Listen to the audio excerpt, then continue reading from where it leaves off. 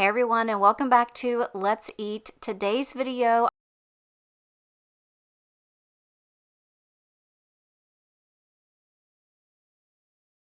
I don't know about you guys, but I've always got hamburger in the house, and sometimes I just have to pull some things together, and this video is kind of just exactly that. I'm going to go ahead and start with these cheeseburger pillows. They are so easy and yummy, and you can make them any way that you want to. You can add so many different things. They're just so easy, and I know that kids are going to love these just as well as adults because I can sit and eat about 4 of these myself. Go ahead and start by browning 1 pound of hamburger and then add whatever spices that you like. I love the Kinder's line, so I went ahead and used my favorites from that. Make sure that you drain the grease from your hamburger as well. I always like to use the paper towel method. That way I can just throw it directly into the trash and I'm not pouring any hot grease down my kitchen sink. But I love making these because they're very quick, they're very easy, and again, you can just add whatever you want to these. Now, I get the flaky biscuits because they're a little bit easier to tear apart. Once you have your hamburger browned, go ahead and set that aside, and then you can go ahead and start by working on your biscuits. So I take these biscuits and I will pull them apart so that I have 2 separate sides. Now, I will suggest that you kind of pat these out. You can roll them out with a rolling pin, you can pat them out with your hands, however you like to do it. Just try to make them a little bit bigger than what they are because depending on how much filling you want to put into these, you want to make sure that you have enough space. So once you have your biscuits torn into halves, go ahead and add whatever that you want in your cheeseburger to the hamburger mixture. I do it that way because it's all going to go together anyway, and it's easier for me. You can do it however you want to, but it's just easier for me to just add it all together. I went ahead and added some mustard and mayonnaise to mine, but if you want to do ketchup, you certainly can. If you wanted to do some barbecue sauce, that would be really good too. Just make like little barbecue pillows. That would be delicious. I haven't tried that, but I think it would probably be good. And of course, I always add a lot of cheese to mine. On this day, I only had some shredded cheese, but you could also do sliced cheese. I had cheddar, but I really want to try the pepper jack cheese with these. I think it would just be so good and give it so much flavor. So the next time at the store, I'm going to go ahead and grab me some pepper jack shredded cheese. That way, the next time that I make these, I can try it that way too. So at this point, you can also add your pickles to the top of these if you'd like to. You could also add onions to this mixture. It would be really good that way as well. And so what I do, I will go ahead and just grab either a tablespoon. In this instance, I had an ice cream scooper. That way I had, kind of like a uniformed amount of filling for each biscuit.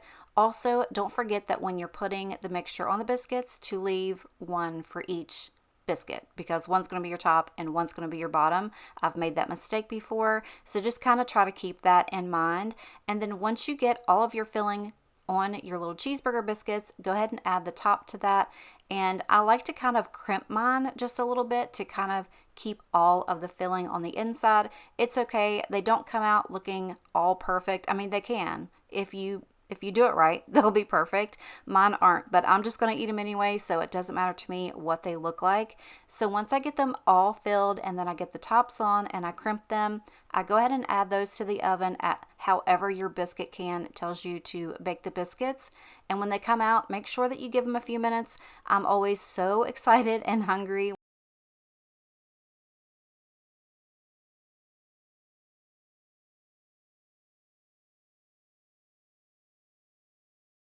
Whatever makes your little heart happy.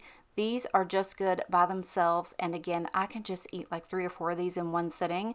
I've also put these in the refrigerator and I've heated them up the next day or even later on in the evening, and they're still good. Just go ahead and warm them up at the same temperature that you would bake the biscuits in, but just obviously don't leave them in there as long, and they are so good. You guys are going to have to let me know if you try these and if you try any other variation like the barbecue or the different cheeses. I would love to know what you guys think of these, and also if you let your kids try these. Let me know if they've tried them. I never made these when my kids were little because I really didn't know anything about this, but I'm sure that they would have loved them just the same. Next, I'm going to be doing my easy stovetop chili. Now that it's getting a little bit cooler outside and it's football season, This is definitely something that's in heavy rotation at our house. And I'll be honest with you, we do this probably different every time we make it, but I'm going to go ahead and do this on the stove because I didn't have a lot of time. I work full time and I don't feel comfortable leaving my crock pot on all day when I'm not home for 8 hours. So this is something that's really easy you can do on the stovetop. You can do this with ground turkey or ground beef. I always do ground beef, but I think it would be perfectly fine either way. Now, I'm sure anybody that's watching this video has made chili and everybody has their own way of making it. We do have staple ingredients that we always use, which is light red kidney beans and dark red kidney beans, as well as tomatoes. I'll either do like small petite diced ones or crushed ones. I don't like a lot of tomatoes in my chili. I'm just not a big tomato girl, but you can add it however you would like. In this pot, I actually only ended up using one of each can of the beans. I do drain them, but I don't rinse them, and then the can of tomatoes. And then of course we also use just a little pack of chili seasoning, and I add a little bit of chili powder on my own as well. But the one thing that we always use, and I'm not sure if anybody else does it, I've never seen anybody else do it, but we always use some spicy V8.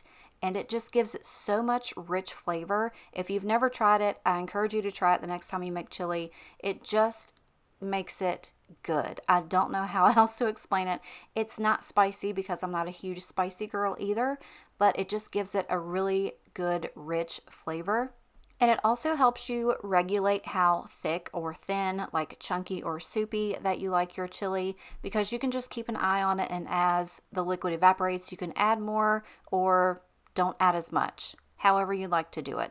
I also like this chili because it's just a regular chili, and then that way we can eat on it for a couple of days, and you can eat it in so many different variations. You can literally just have it in a bowl with some cheese and sour cream. You can eat it with oyster crackers, regular crackers, Doritos. Ruben loves to eat his chili with Doritos. We also like to make little walking Frito pies with this chili as well. It also freezes really good, and it's great as a leftover. There's only a handful of things that I personally will eat as a leftover food, and chili is one of them. Chili, pizza, spaghetti. That's about the only thing that I will eat left over, and this is delicious the next day, and we've even pushed it out a couple of days past the make day. I've also made the chili this way and added a little bit of water and macaroni to make some sort of, I think it's goulash. I'm probably wrong, but in my head, that's goulash to me, and it is so stinking good. Now, obviously, you've already cooked your hamburger, so really the only thing that you're going to need to do is just kind of let this simmer for about an hour or so, and then it'll be ready to eat. Now, I've also done black beans and navy beans and pinto beans in this chili, but on this day, this was just what I had in my cabinet. Sometimes I like to call these meals like cabinet surprise. We used to do this when I was little. Basically, just anything you can find in your cabinet, you can just throw it all together and make a great meal out of it. This is also really good with cornbread. Oh, it's so good. This was like, I did this last week and now I want chili again. But it turns out so good, and I promise you, if you've not tried that V8, try it the next time you make your chili and let me know what you think. The last meal that I have for you guys is taco mac and cheese, and it's literally just what it sounds like. This is super easy, super simple, and everybody loves it. You're going to go ahead and start with your favorite mac and cheese. I like Velveeta. I've really never tried it with any other mac and cheese, but you can use whatever you like. I think a homemade mac and cheese with this would be really good too. So go ahead and get your noodles on the stove and let them start to boil. Get your pound of hamburger out and get that browned up. Drain any grease that you want to, and then you can go ahead and add your favorite taco seasoning. Now, when I do this, I've done it both ways. I've added just the seasoning and no water, and I've added the seasoning and water, just like you're making tacos. It's really up to your preference. I really haven't seen any difference in doing it either way. But go ahead and add your seasoning. You can add other spices to this as well if it's something that you want to do. And then once your noodles are done, go ahead and drain those and add that to your hamburger mixture, as well as whatever cheese comes with it. Or if you have made homemade mac and cheese, which would be delicious with this too, go ahead and just add that to the same pot. Make sure you get that all mixed up, And that is basically it for this meal. I know that kids will love this just as much as you will. It has such a good flavor, and it's just something very easy and very simple on a weeknight, or if you're just stuck for ideas. I didn't make anything on the side for this, but I think a salad would be good. Any kind of bread. This would be like the perfect meal for me. Any kind of cheese, pasta, hamburger, and bread. That is hands down probably one of my favorite meals. That's probably why I'm having issues right now with my weight. But this is so good, so simple, and so easy.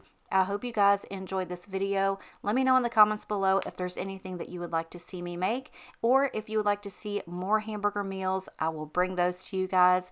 But for right now, that's all I've got. Thank you so much for being here. I love you and appreciate you, and I'll see you in the next one. Bye.